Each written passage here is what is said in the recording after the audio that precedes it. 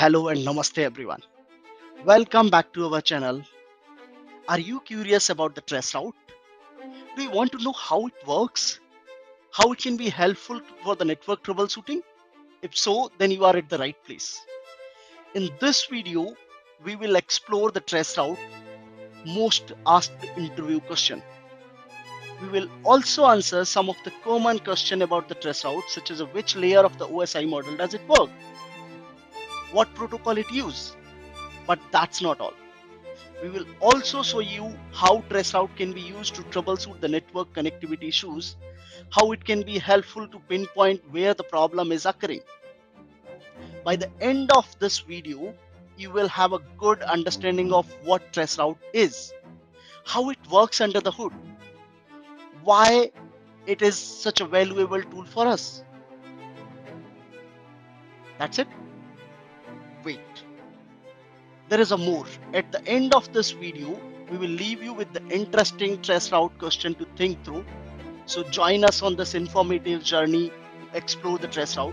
Before that, if you have not subscribed yet, please do so. Let's start.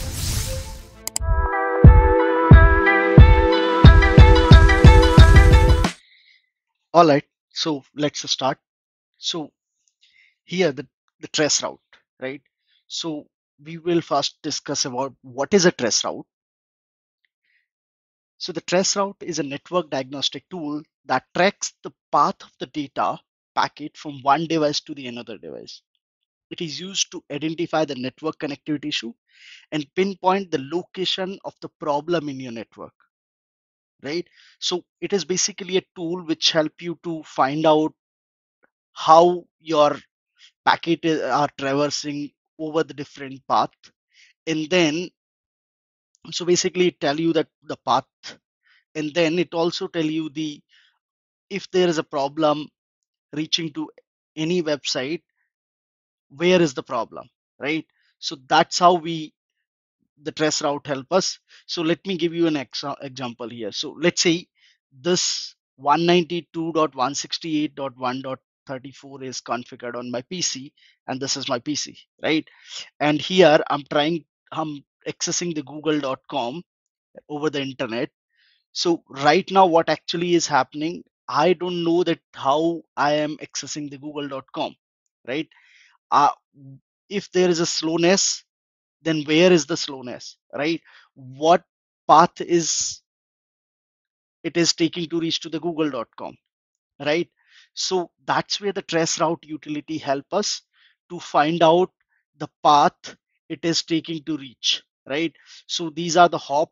We will explain you what are the hop. So in for just a moment, just think of that it is a R1, it is a R2, and so and so and so, right?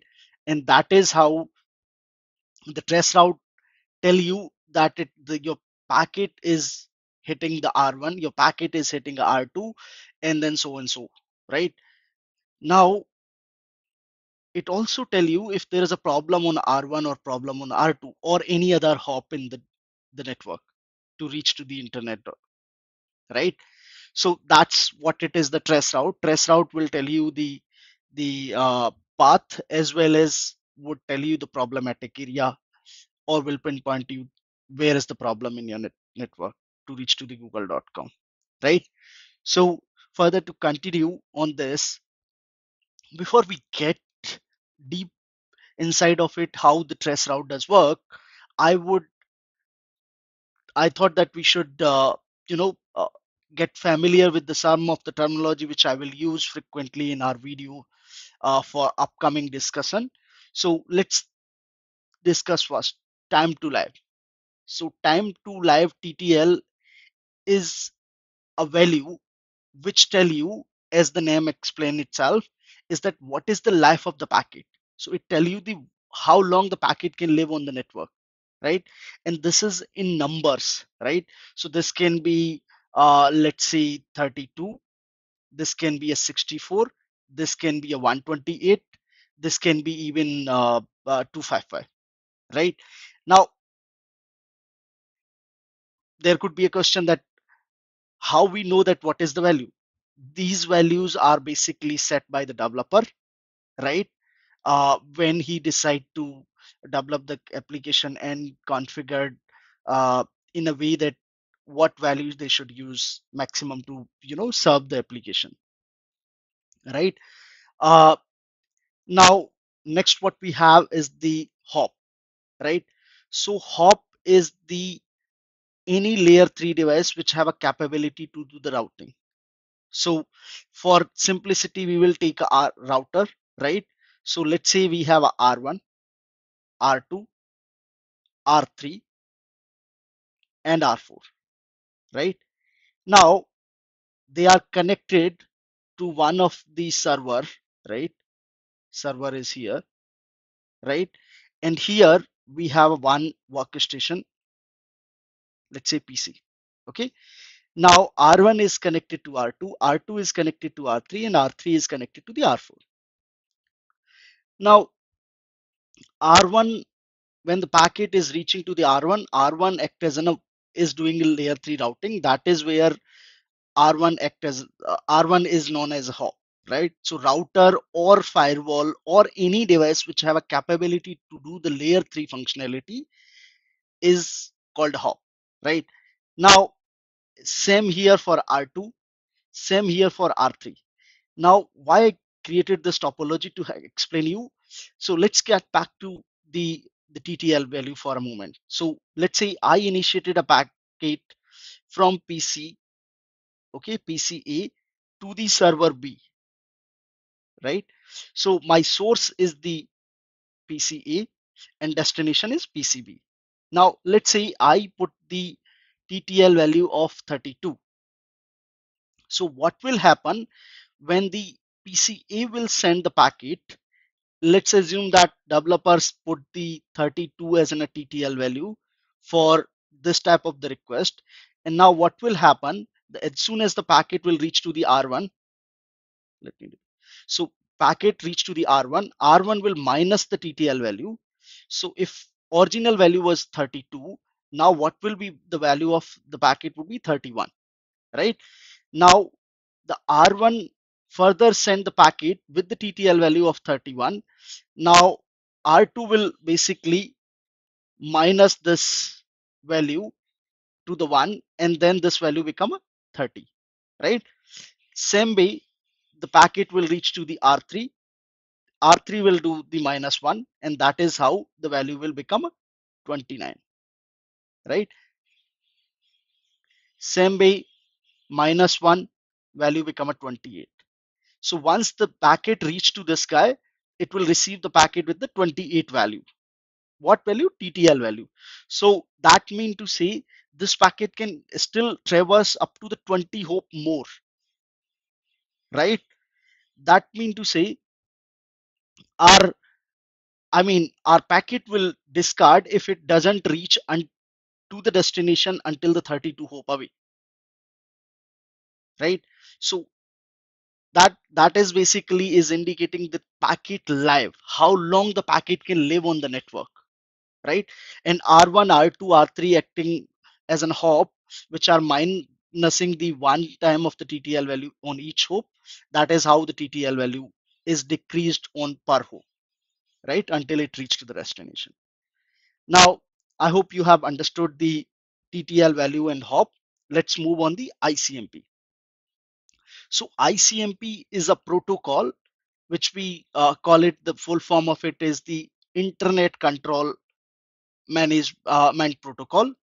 That protocol is widely used to tell you the problem in the network by it. Basically we use this protocol inbuilt with any other protocol to tell you the problem area. Also this protocol is telling you that what is the latency to reach to the server and so on. So now there can be a thought that what is a latency? Latency slash RTT is basically a round trip time. So what is it? Round trip time. So what does it indicate is that uh, basically let's just think of that PCA is sending a packet to the R1, R1 is sending to R2, R3, R4 and the server. So it is the value of how much time it took from the A to PC from the PC A to the server B. So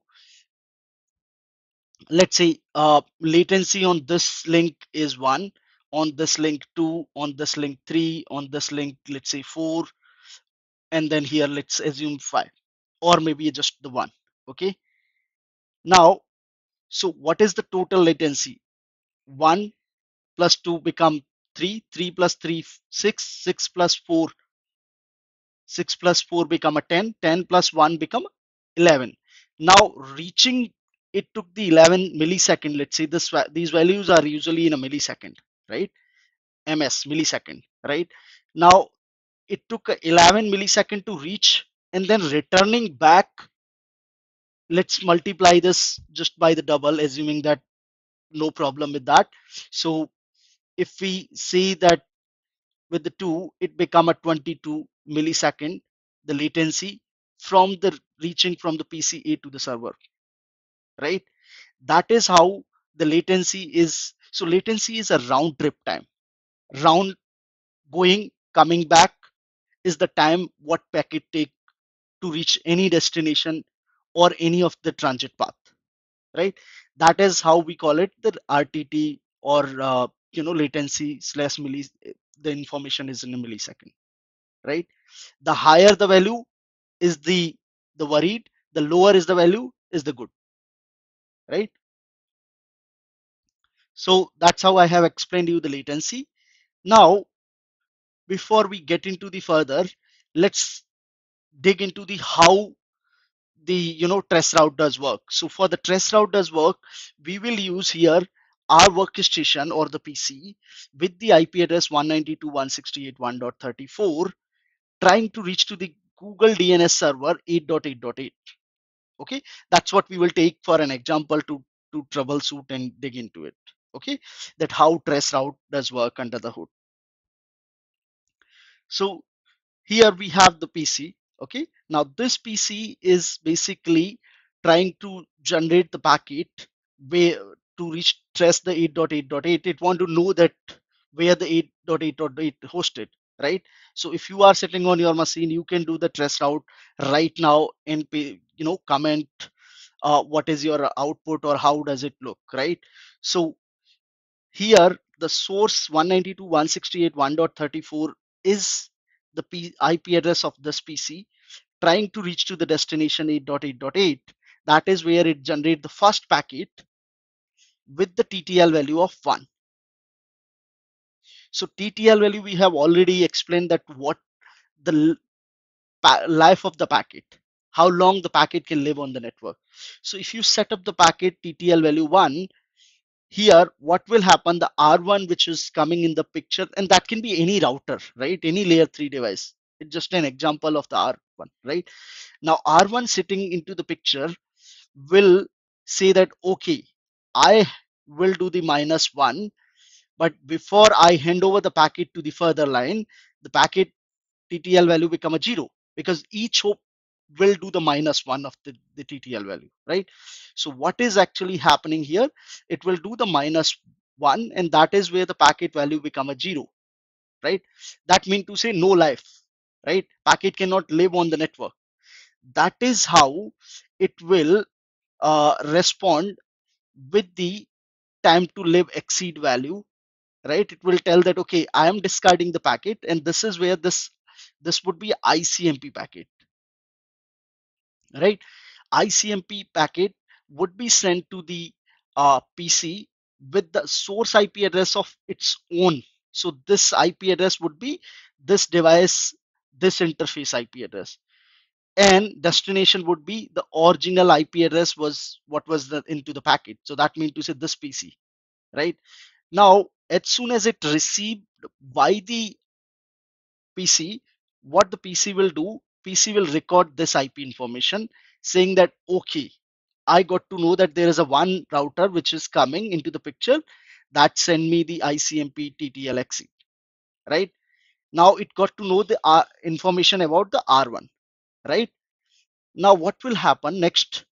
It will send the packet with the TTL value of 2, and that is where the packet will go until here, and this will become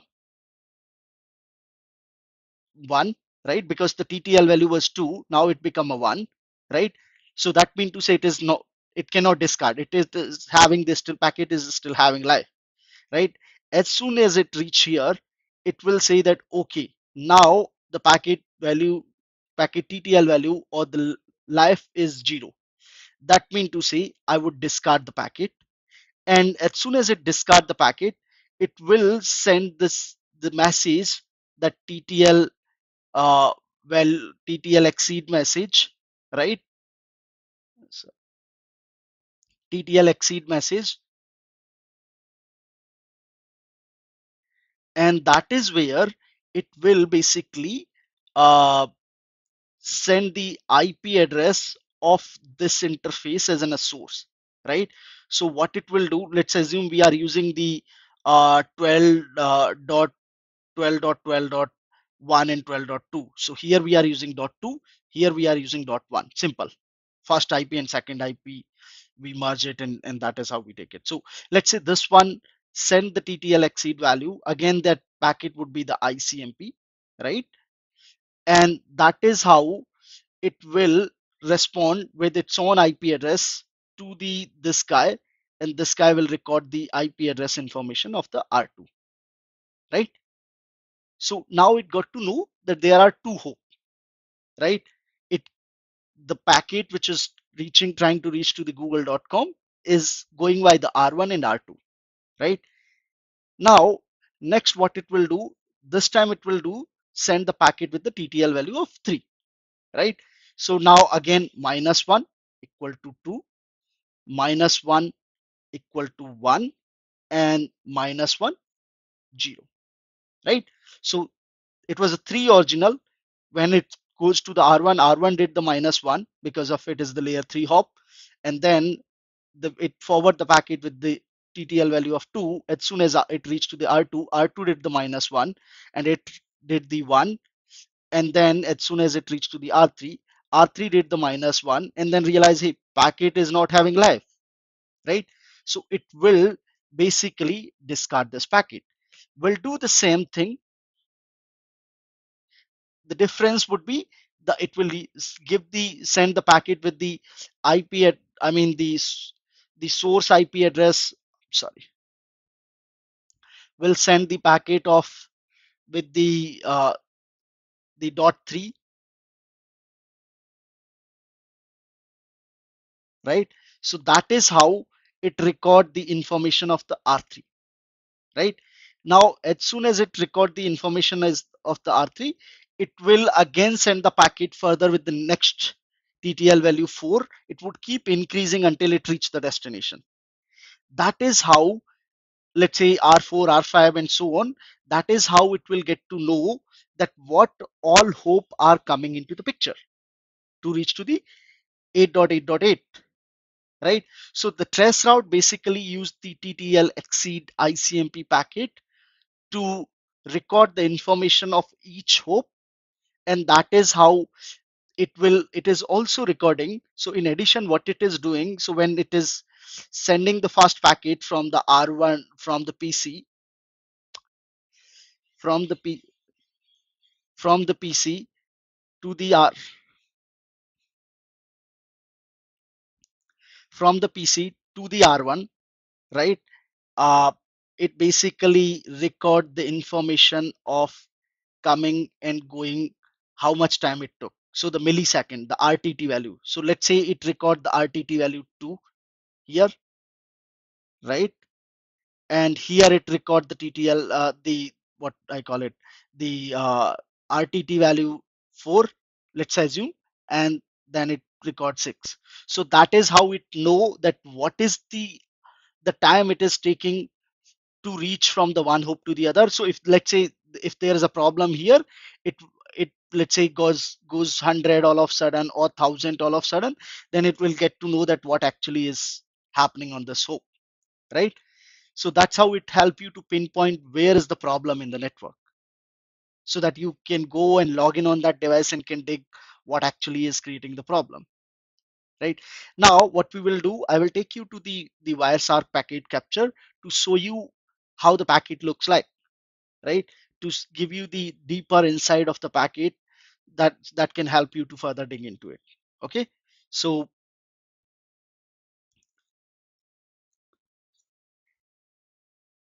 all right, so in this further what I will do, I will use the one of the Wireshark which I have downloaded from the CloudShark website. I will share with you the link. I have downloaded the copy of this thing, but you can see the lab or you can do the packet capture on your machine as well. So let's look here, right? So what happened here is that 192.168.100.200.201 is doing a trace to 8.8.8, right? Since it is a Windows machine, that is what you can see here, the VMware, right? That is where it is a Windows machine. It is sending the packet with the TTL value 1, right? Now, as soon as it reached to the first hop, which is the 192.168.100.1, is responding to the 200.1, saying that, hey, time to live exceed. And that is where the packet which it respond was the 64 TTL value, right? But that is not making a huge difference here. Now it sent the next packet again. So packet 1, packet 2, and then the packet 3 with the same TTL value, TTL1, right here, here, and again here. All three times it got the response from the 200, from the 101, right? Saying that, hey, your TTL packet has been time to lab packet has been exceed. And that is how it got to know that, okay, I need to further send the packet with the higher TTL value, right? So what it will do, it will send the next packet, right? It will send the next packet with the TTL value of, so this send again with the TTL value of 2, right? So that is how, now rather than replied by the 100.1, now the next hope is replying. In this case, let's assume that that is a R2 or whatever hope after the first hope, right? So this is a second hope, which again send again with the 3 packet from the uh, source, and that is how you further try to follow that. Now, looking back on the downside of the packet, you can see, let's look on the first packet. Okay, so you can see it is sending the TTL value of the 1, and then of course it is the using the ICMP and so on, right? Now further, if you look here, the response back, it says that internet IP, I mean the source IP address is 100.1, destination is 201, and that is where you see the ICMP packet is the time to live exceed, right? So that is how basically it record the information of the next hop, and this process will keep continue until it doesn't reach to the destination. And if you see here, while it is reaching the destination, it reach up to the almost 10 TTL, right? And once it reached to the 10 TTL, it again sent the packet with the 11 TTL. Until the 10, it was the any transit router which was responding. But now once it reached to the 11, now it got the that the request and reply is working, right? So that is how it reached the destination and recorded the information, right? So if you see, each time probe is sent by 3 probe are sent with the same TTL value, and that apply to the Cisco router as well as Windows machine as well, right? So that's how we can see the information in the trace. So let's back to the question, and this would be a fun. So first we will try to answer some of the common question where we so there is a question on which layer of the OSI model does it work, and that is one of the question which is being asked into the interview. And the answer to this one is the network layer, since it does work on hop or the layer 3 devices. That is where it works on the network layer, label layer 3, right? The next question could be, is it a UDP, TCP, or ICMP based? So which protocol does it use to establish the communication? So answer to this is that it is widely used the ICMP protocol to response, right? Now for uh, originating the request or the originating a trace request, this can be a UDP, TCP, or ICMP depending on. So for an example, ICMP is used by the Windows operating system. When you do the trace route, you can go back and check that again. UDP is being used by Cisco router, right? TCP, I have not come across any of the device, but yeah, I mean, that's what I learned, that it use the TCP as well, depending on what developer has set to initiate the request. But for the response back, it will use the ICMP protocol only. That is how you can answer. Now, like I said at the beginning, I will leave you with the question, and that is where my question start from. Okay, so if you see here, we have basically uh, you know this thing, trace route, which is where we are doing the trace to 8.8.8. Let me take up man here. So we are doing a trace to 8.8.8.8, and here you can see that I am sending the first probe with the TTL value 1 first time, right? 83 ms. That is where the latency comes into the 83 ms. And the next probe, the next probe with the same TTL value 1 is sent, and that is where the latency comes as 42.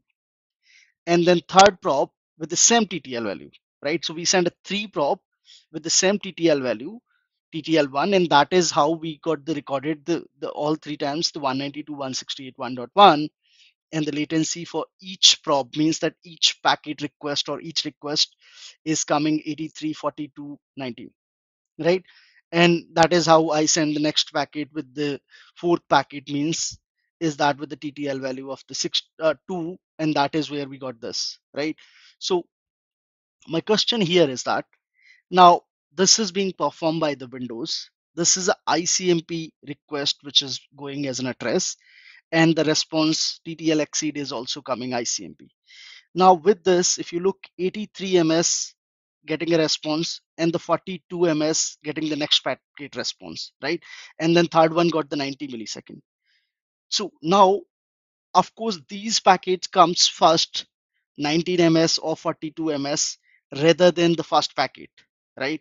Now, how the router or the Windows operating system is making sure that the response are not mixed up with the one request to the other, right? Because the response is coming first from the first one, because ICMP here is sending the 90 and 42, the latency. So the question comes here that how the router itself or the device itself protect that the trace response is not mixed one to the other, right? So if you have answer, go ahead to comment it on the comment section. I would love to read your feedback, and would see that how you think through, and then of course we'll get further discussion on it. Thank you so much for watching.